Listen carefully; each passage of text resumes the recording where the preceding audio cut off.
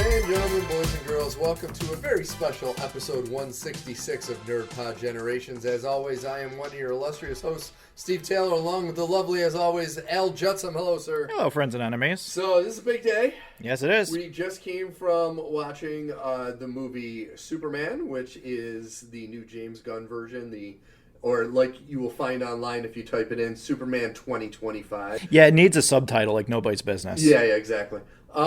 So this is our watch and react. We usually start each episode with what we watch, playing, reading. We're going to go right into the reaction, and we will have a spoiler-free beginning and then a spoiler-filled ending to this. We will let you know when the break is coming.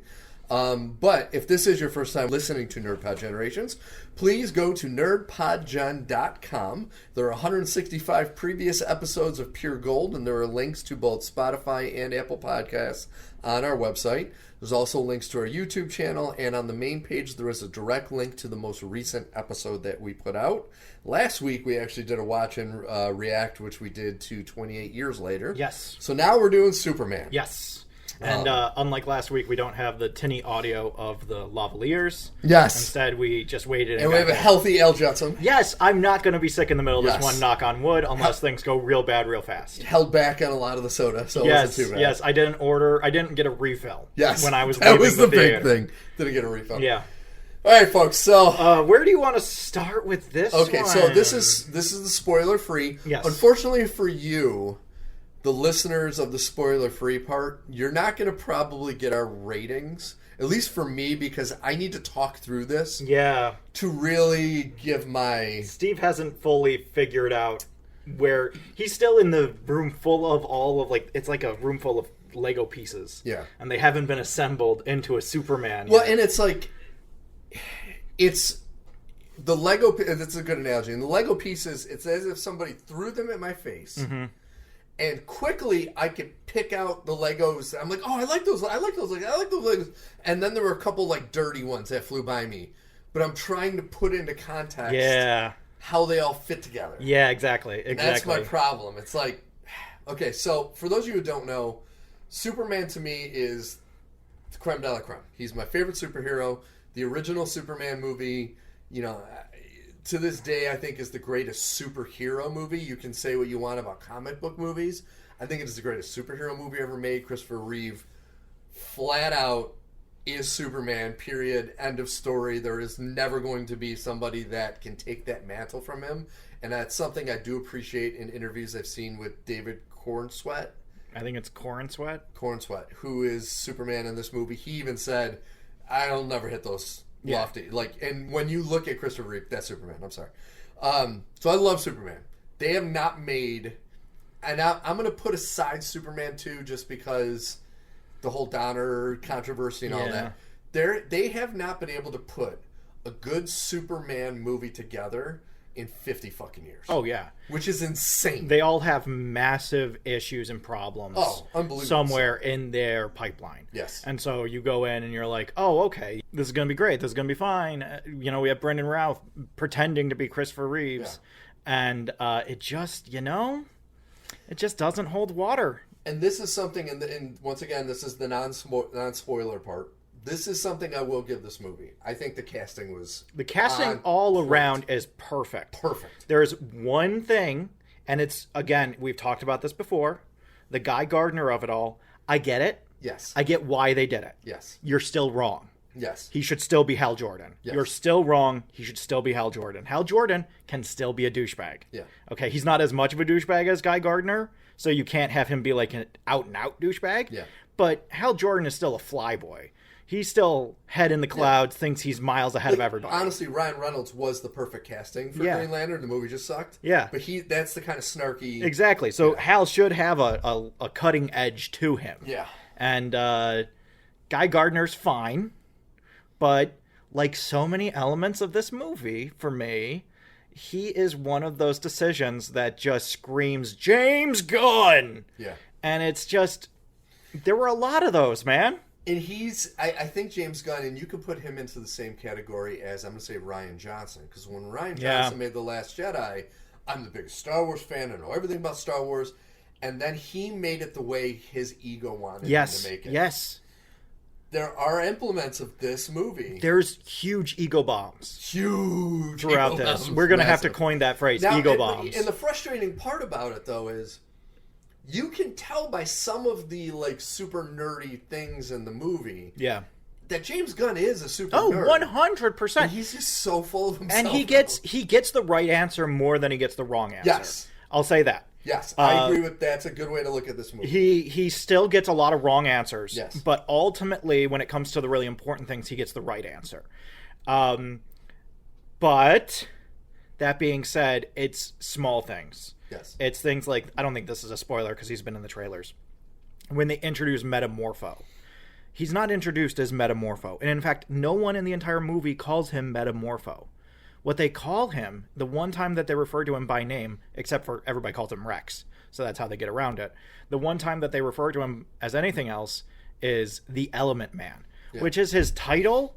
But, like, I'm looking through all of the Metamorpho stuff while we're sitting through the credits, trying to find something that's like, okay, for, like, the first 5 issues, he was the Element Man, and then at some point in the 70s, he changed over to Metamorpho. No, he's always been Metamorpho. His title has been the Element Man, but he's always been Metamorpho. And so while I understand maybe not having Lex Luthor call him Metamorpho, at some point, someone should. Yes. Otherwise, people will just think he's Rex the Element Man. Well, and I'm assuming that'll happen next movie. But that's not good enough for me. It I needs know to it's happen not good here. enough for you. Here and now. Yes. This is my argument with Like, Homecoming. I could see the Lex not calling him Metamorpho because he is indignant to anything that this person is. But then when he bonds with these other people, Yes. someone there should call him Metamorpho. Or he Even should though call they- himself Metamorpho. Well, that's what I was going to say, because they just all met him. Yeah. So they wouldn't know to call him that. He needed to be the one to call him. He needs to take his own name Yes. and say, I am Metamorpho. You can call me Metamorpho. Exactly. Yeah, just something simple like that. Yeah. Just call me Metamorpho. Yeah, and That would've been it's because it's so frustrating because I fucking love Metamorpho in this movie. Oh, he was amazing. He's perfect. Amazing. Perfect. 10 out of 10, no notes. Amazing. And, but you know, that one thing. One little thing. That one thing. Green Lantern, great. There are some really awesome Green Lantern moments that we haven't gotten to see in any DC movie in the au revoir yet. But you picked the wrong Green Lantern. Yes. And I'm not gonna walk away and be like, oh, it's fine, they were doing a thing. No, this is egotism. This is that ego bomb that we were talking about. The ego bomb of, I'm not gonna call him Metamorpho. The ego bomb of, I'm gonna use Guy Gardner instead of Hal Jordan, even though Hal Jordan is the clear person that should be in this movie. It's one of those things where you're just like, dude, making it so Hawkgirl has Black Canary Screech. Again, I understand why. You're wrong. You're just wrong. I don't think they gave her that screech as if, like, how Black Canary uses it. They just gave her that screech because they're like, well, she's a hawk. She's a hawk, so she screeches Yeah, everywhere that she was goes. dumb. But that's the Black Canary move. Yeah. The only difference is that there aren't waves of sonic energy Yeah, blowing away windows. pushing people around. Exactly. Otherwise, it's exactly the same. And so it's just like, it's those egotism moments of like, no, I got this. Yeah. I got this. Well, and that's the spoon feeding moment with Hawkgirl. Yeah. Because you're like, do you think people are not going to know that she's a fucking hawk? You're going to have to make her screech like one? Also, you have these kind of faux branded costumes for the Justice Gang. Yes. Which I might throw out there really quick. They don't have a JG on them. Yes. They have a JL on them. And if you squint really hard, you can kind of guess that it looks like a G, but if you look at it just passively, you're like, oh, JL, Justice League. Great. I get it. Again, another ego bomb is this use of the Justice Gang. Yeah. Terrible. Absolutely terrible. And I get it. That's the joke. That running joke. Yeah. It's a running gag. I get it. Oh, that's not the problem. Yeah. The problem is that it was never funny. No. And it never worked. And they overdid it Oh my the God, entire they time overdid trying it to so make it bad. work. It's Drax thinking he can't be seen. Yes. It's James Gunn humor Yep. of just like, let's take this thing that's really cool and make it really dumb. And there were a lot of moments like that in this movie of, here's this really cool thing. Now let's make it really dumb. Yeah. And you're just left being kind of like, oh, I wish you hadn't, because you had it. You had it right there, Yeah. and then you kind of ruined it. I would roll this movie up into great casting, great characters, great moments, terrible script. Yeah. The Just script, because you're saying some of those moments, Yeah. and like even when, and this is also a scene in the trailer, so I'm not giving away. There's a scene where Clark is talking to Pa Kent. Yeah. You know, it didn't even have the emotional pull that Costner had talking to his son. I just got so mad. Ooh. And it was like, to me, I'm like, it was all right. We're going to talk about the Jor-El of it all. Oh, no, we're not talking Jarrell. We're talking. No, I know, yeah. but you mentioned Superman's father, Yeah. and in this movie, something very specific That's gonna happens. have to be in the spoiler talk. And I am so mad. Yeah, that's going to be in the spoiler talk, folks. I'm so mad about it. No, I like it's. I think the entirety of this movie can be summed up in one minor but important thing. Uh-huh. I'll ask you this as a point of reference. What has Lex Luthor's company been called the entire time? LexCorp. What's it called in this movie? Luthor Corps. Luthor Corps. Oh, You missed right. it! You missed it! You winged it so hard, man! You missed it! It's always been LexCorp. The entire time, the 100 years that it's been around, it has always been LexCorp. And then you came in and said, no. I got this one. I'm James Gunn. It's Luthor Corps now. Why? I totally spaced on What that. the fuck is wrong with you? Right. Why the fuck would you do that? That is an enormous unforced error. Why would you do that? That's Tom Brady losing track of how many downs there have been. That's Milton Bradley catching a fly ball and throwing it into the stands. You just threw a dirty Lego at my face. Like, that I completely what are you missed. doing, man? What are we doing? Register, and honestly, it was so oblivious to me that I was like, yeah, it says LexCorp. No, It doesn't. It says Luthor Corps. Right. Why does it say Luthor Corps? Oh my God! Why the fuck would he? Why do would that? you mess that up? This wasn't something that needed to be fiddled with. This wasn't something where it's like, oh, this is a squeaky wheel we gotta fix. So you just did this for egotism. You did this so you could say, no, this is my version of Lex Luthor. Yeah. Dude, we already know it's your version of Lex Luthor. You don't have to change his name to Alexander to do it. Okay? We all know his name is Alexander. All right? We all know Lex Luthor's initials are actually A-L. Yeah. Not L-L. Okay? That doesn't mean you need to do it. This is insanity. Why would you do that? And the entire movie is so full of those kind of moments where you're just kind of left being like, okay, why?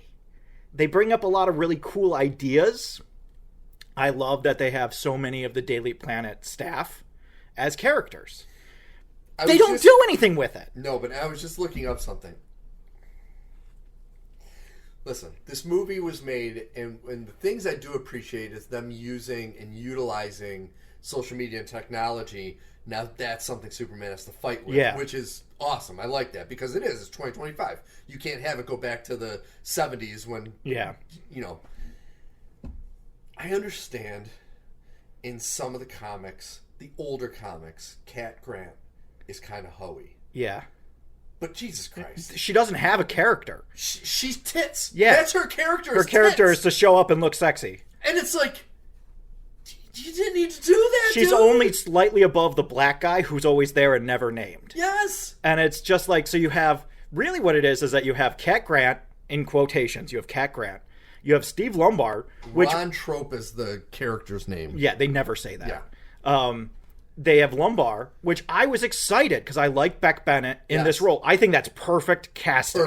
That's perfect casting. Yes. And they didn't do anything with it. Yeah. You had it and you didn't do anything with it. Every 2-second slapstick comic relief. Yes, he is there so you can dunk a big thing of Alka-Seltzer in a cup when everybody's all nervous. And but it's bullshit. It's like there's a great bit from the comics and from some movies where you have Lombard talking about if Clark is gay or not. And in some some versions it's him decrying him being gay, and some versions it's him being like, hey, listen, if you're gay, you're gay. It doesn't matter. You should just be you. But like, I don't get it, man. Why don't you have a partner? And Lois Lane is listening to all this, and Clark Kent is sitting there, and he uses his heat vision to melt the leg of the chair so Lumbar falls backwards in the middle of his whole spiel. And it's like, that's a bit that comic book fans would recognize, that people would recognize. Yes. The people that you want to have recognized would get that bit. But it would also be funny on its own. Yeah. And it would show us that Superman will put up with bullshit to a degree. But at some point, he's going to knock you on your ass, either metaphorically or in some way, practically. So you didn't get any of that here. No. You got Lumbar telling him, like, oh, your writing sucks because I can't tell what it means. And it's like, we didn't get to see the article. That means literally nothing to us. And so I want to call it the Daily Planeteer. Yeah. Because if it's Luthor Corps, what else is different? Oh, who can say? Yeah, no, I agree with you. And it's so frustrating. Yeah. Especially, they had it set up to where, okay, so you have Cat dressed like a prostitute. Yeah. And you have Lumbar, who's this douchebag, and he never makes a pass at her. No. And it's like, there's your interaction. You have it set up on a silver platter. This guy's a douchebag. She doesn't seem very bright. Like, they didn't write her. Which is another thing that pissed me off. I know the character in the comics. Cat Grant is a genius. She's just like Lois. Like, super smart and ambitious. And it's like, they nailed it with Lois. They trade Pulitzers in the comics. This is quite literally, and this is no joke, I've seen every iteration of Superman and Lois since the initial one. This is the best Superman / Clark Kent Lois casting since Christopher Reeve and what's her name? Margot Kidder. Easily since then. And she is perfect. Oh yeah, fucking perfect. I love Rachel Brosnahan as Lois Lane. I do think that they didn't give her enough to do. They didn't. She needed to do more stuff. She's a journalist where all of her journalism is done off camera. This is one of my problems with the movie. Yeah. I understand they don't want to do an origin story. Totally get it. If Great. You don't know I don't want of you to do an Superman, origin then story. You fucking shouldn't go see this movie.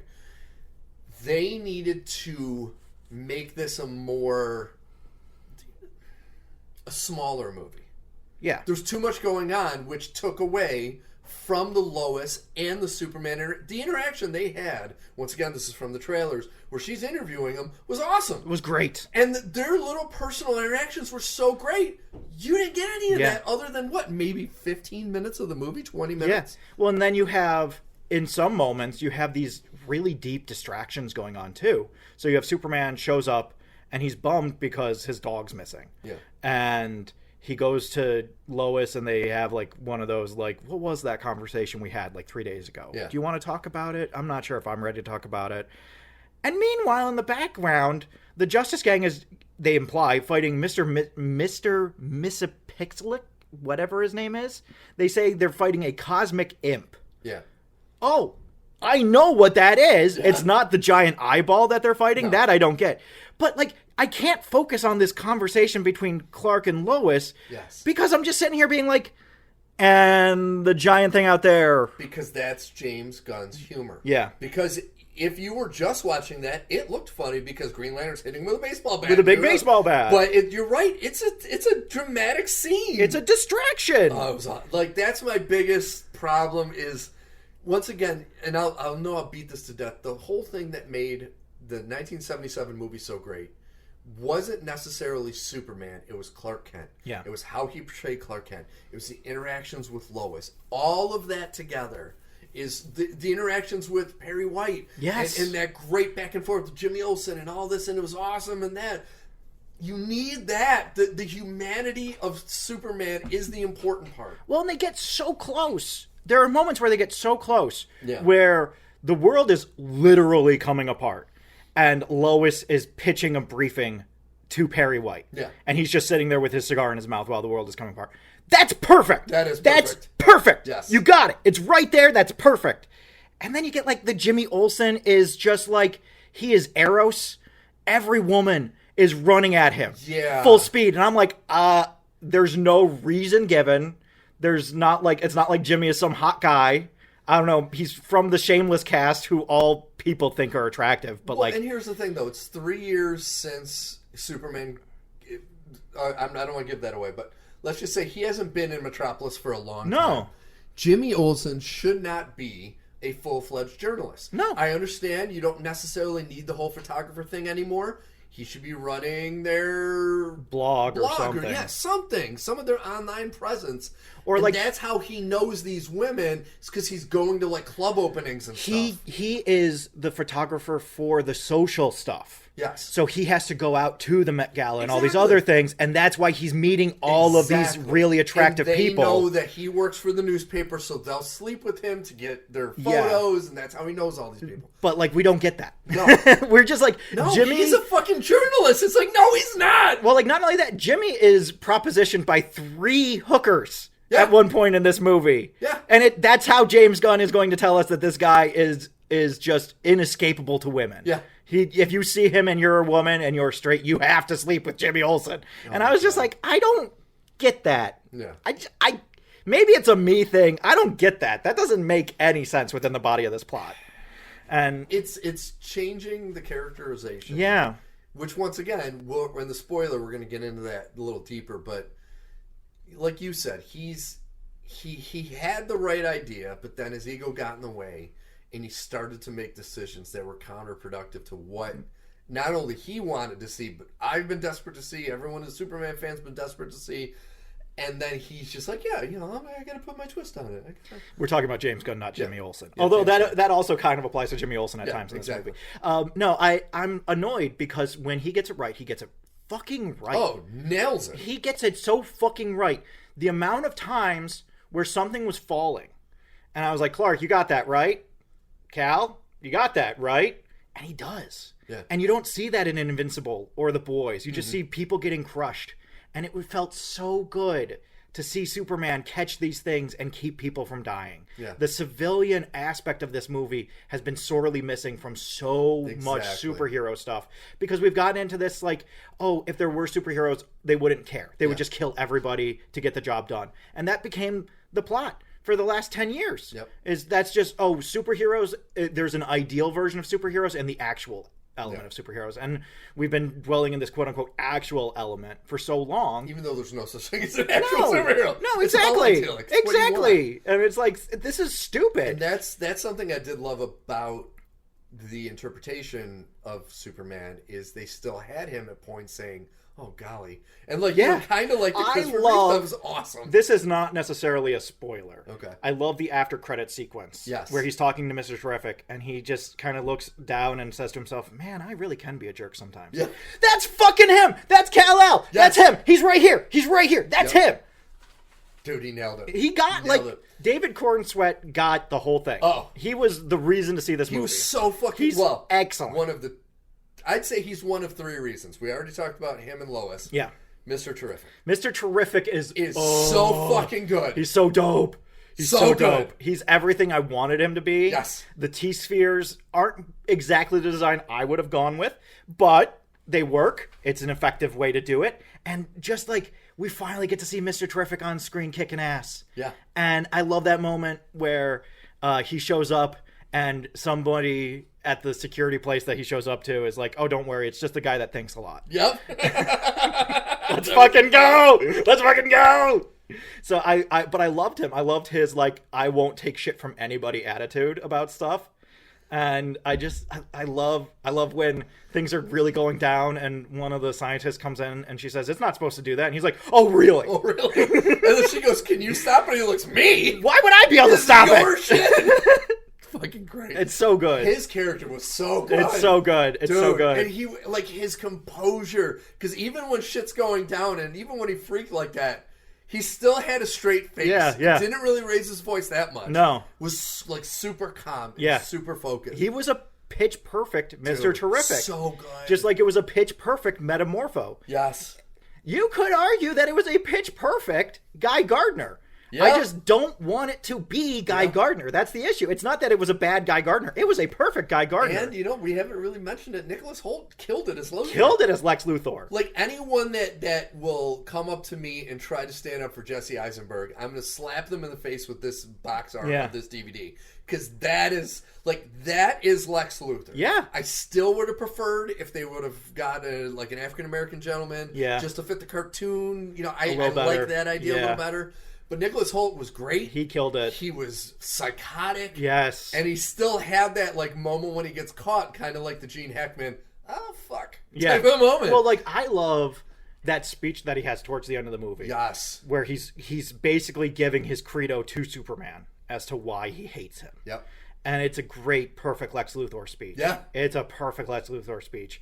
And just there were so many elements that were great, but I know your daughter loved her, but Eve got old real fast. Eve Tessmacher. That was her last name, Mrs. Tessmacher. Tessmacher? Like, Miss Tessmacher! That was her last name, was Tessmacher. That was his Tessmacher in this movie.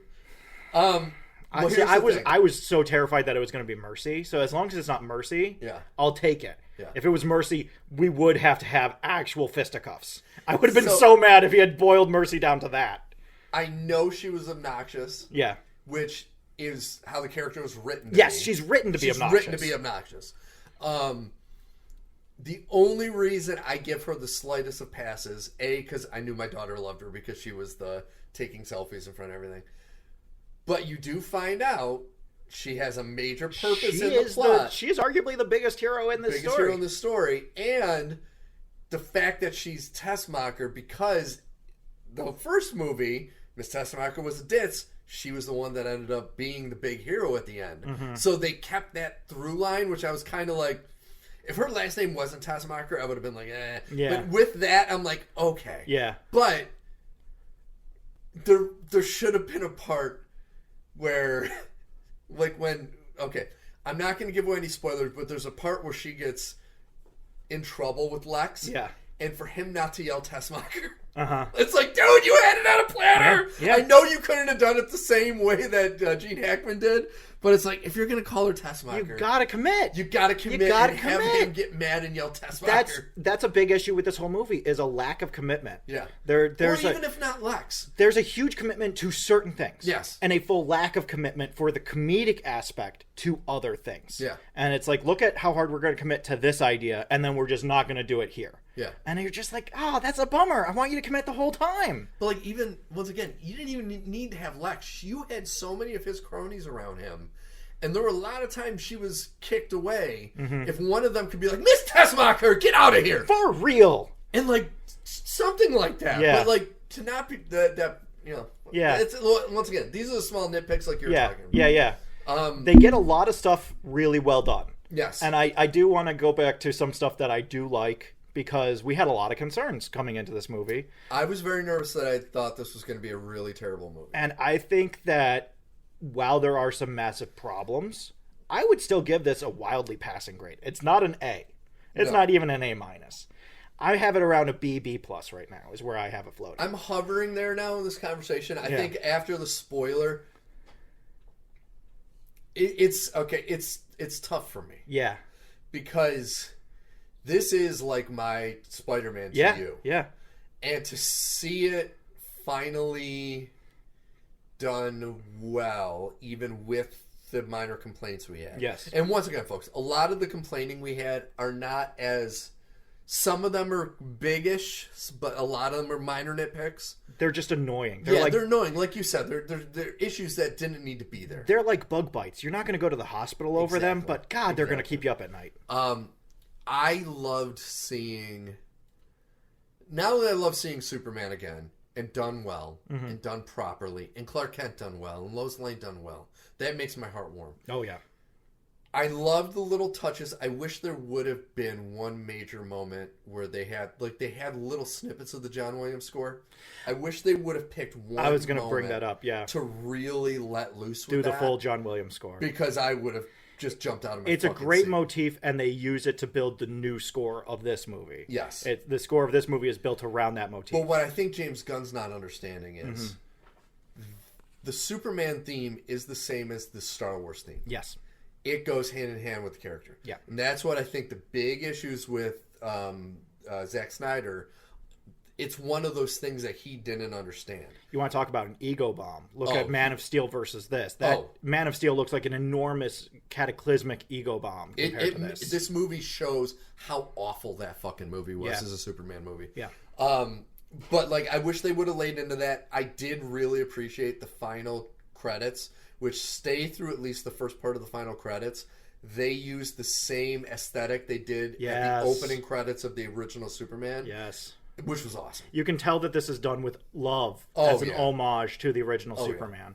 Yeah. And they hit a lot of really strong notes. Yes. There are definitely some things that are said that I wish had been shown instead of just said. Yes. I think that would have helped with a lot of stuff. I think we don't need as much of Jimmy trying to wriggle out of dates as we get in the end result of the film. There's a lot of moments of him going back and forth and hedging on whether he wants to commit to something. And they hold that pause. They hold it way too long. And that's all time that we could use with Lois and Clark. That's all time that we can use with the Justice League or Society or Gang or whatever you want to call them. It's not as egregious as Andor, where you're just sitting there being like, God, there's full hours of time wasted. But there is some fat on this where it's just like, you could have gone in and trimmed some of that. You didn't need that, and you didn't need that, and you didn't need that. But I really like it. I really like the kaiju fight. That might be one of my favorite moments in the entire movie. That was pretty awesome, yeah. I didn't even mind Crypto. I will say... Because they didn't overdo Crypto. He got close. It got real close at a few times. Close. But it won it back by the end of the movie. Yes. And then that closing scene with Crypto, where you get the explanation on everything. You're like, oh, okay. Now it all makes sense. Yes. Now it all okay. Yes. So like, I love that part of it. Yes, that was awesome. The unforced errors are a pain in the ass, but I agree with you. In comparison to the versions of Superman that we've seen previously, this is like, I started thinking about animated versions of Superman that I've seen, and that's where this took me to. That's not the case usually. Usually if I'm doing that, I'm thinking of it in terms of a comparison. So I'm looking at Henry Cavill's Superman versus the animated TV show Superman from the 90s or the Justice League Superman from the 2000s, and being like, well, you're not even close to the character that he should be. I didn't have that problem here. No. I was instead looking at it and being like, there you are, Kal-El. Yeah. This is the Superman that I recognize, which just made the moments where there were unforced errors all that much more frustrating. Yeah, and I'm thinking more and more about that scene where he goes back to his apartment and Lois is there and the Justice Gang are fighting that interdimensional being off in the distance. That would have been such a time for there to be just darkness behind him. Yeah. And him on his knees and her like bringing him, hot chocolate and them having this touching moment. Well, it's like, and then him saying what he said, I have to go get my dog. Yeah. Well, and like just this idea of he is constantly floating over the city. So this idea of him being in her apartment, looking out over the city. So he's not floating over it under his terms. He's floating under it under hers because he needs her. Mm-hmm. He needs her support. He needs her help. And he doesn't know where else to go. Mm-hmm. I really like that they didn't play footsie with their relationship. Mm-hmm. They were like, no, they're dating and Lois knows. Yeah. I was recently watching the Death and Return of Superman animated movie. And the entire first half of that movie is just about how Clark hasn't told Lois that he's Superman in that universe. And I really prefer this. Yeah. Mainly because I always, James Gunn throws hypno glasses at us, which is like, again, this is a callback that's like huge. That's like a 1960s golden era, silver era callback. So kudos. Great. Love it. But at the same time, I just feel like we don't quite get there at times with this. It feels like we get close, we get to the precipice, we look out over it, we even point to it, but we don't actually ever fully get there. I think we'll go into it in the spoilers, but Perry has a line at the end that left me baffled as to what it means. So it just kind of got muddy, but I am glad that they did it this way. Yeah. because I would rather have the mud and the problems with this than have the whole movie be about Clark trying to pull one over on Lois or giving her a super kiss at the end of the movie to wipe her memory. Yeah. You know, so it's like, I'm glad we didn't do that. I'm glad we learned from those mistakes. I'm glad that Rachel Brosnahan is as good in this as she is. I wish she had more to do. I know, I do too. Like, the movie should end with Superman saving the world and Lois winning her first Pulitzer. Yeah. That's how this movie should end, and it doesn't. Yeah. And, you know, that's fine. That's fine. But it does feel like a missed opportunity. Yeah. She's so good. She's really good. I can't stress how good she is. Yeah. So fucking good. That scene where she's interviewing Superman that was in the trailer, it is as good as it was in the trailer. Yeah. It's perfect. It's so good. And just her being a real journalist when he wants her to take it easy. When he wants it to be an easy, like, oh, I got this. And then she says super shit. And he's like, oh, don't you even fucking start with the super shit. Yeah. Don't even, I'm not here for that. And you can just see she is good at what she knows how to get under his skin. And I love how she warns him. She said, you are going to be interviewed as Superman. Yeah. I'm not going to hold back. This is going to be bad for you. But that once again, that shows her superpower. Yeah. Like, you saw her superpower right there. Yeah, yeah. How fucking great she was. And I think that's another thing that I kind of I was disappointed with all of the abductions and people being held.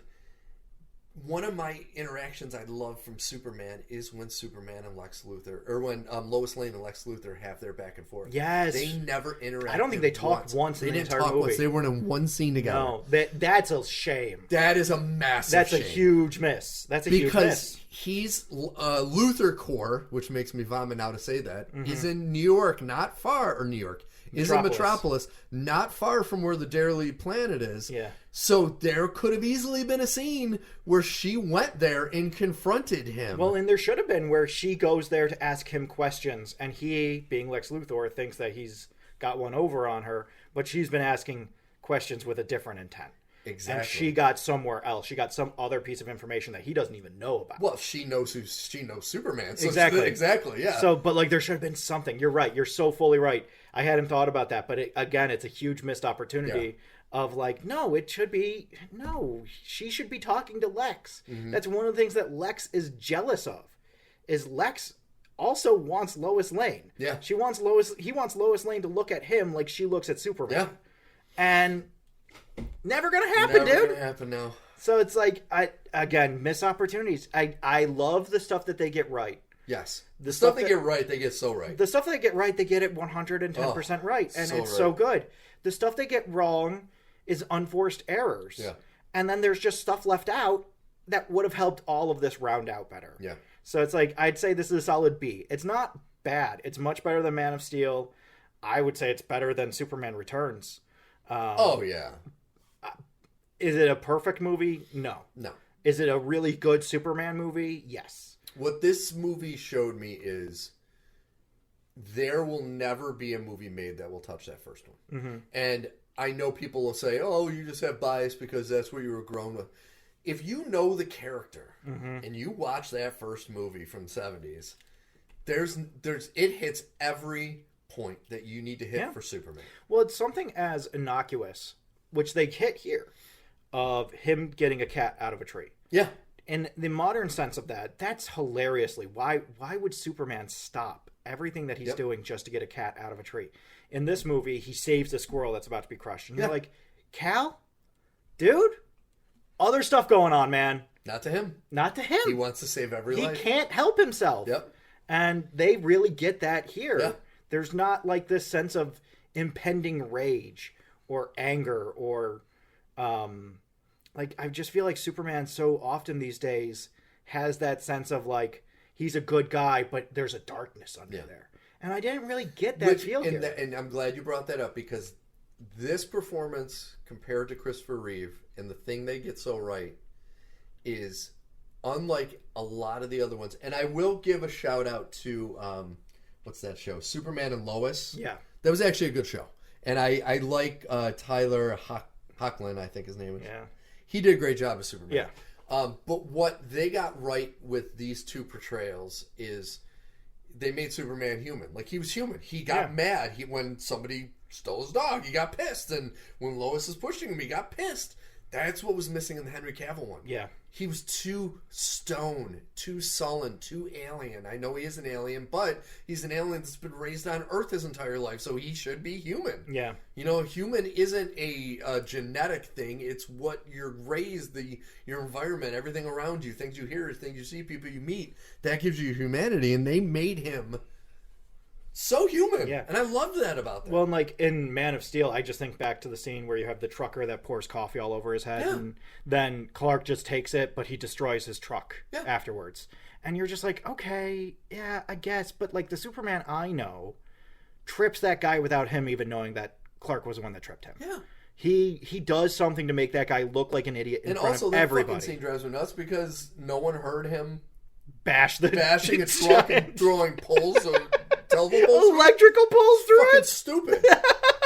It was so goddamn dumb. I hate that movie like poison. And I love Henry Cavill, but I hate that fucking movie. Yeah, no, it hasn't aged well. Fucking bad. And like I do blame Man of Steel in no small way for the issue with civilians the last 10 years. Oh, yeah. Because that was the one where everybody was like, "Oh shit, Metropolis is just gone and everybody's dead." And in the moment, it's Ryan Johnson again. It's this idea of like shock value. Luke he rejects his lightsaber and he throws it over his shoulder. It's like, no, dude, you fucking missed it. Yeah, you missed the entire fucking point. And so that was so important to me to see something better here. Yeah. They do have the, customary, we're going to evacuate all of Metropolis scene. Yeah. Okay, all right, fine. I hate that we have to do this now to make the internet happy. Yeah. We have to have a scene where everybody leaves town, otherwise we're just going to talk at length about all the people that died. Yeah. Fine, whatever, fine. I would much rather just be about trying to get the situation out of town, although in this one, that also wouldn't have worked. I really like how Superman interacts with the world. Yes. The way that he sees himself in it, but also the way that he wants to be seen by others.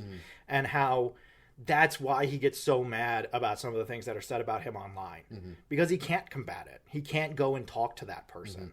He can't go and try and do something better.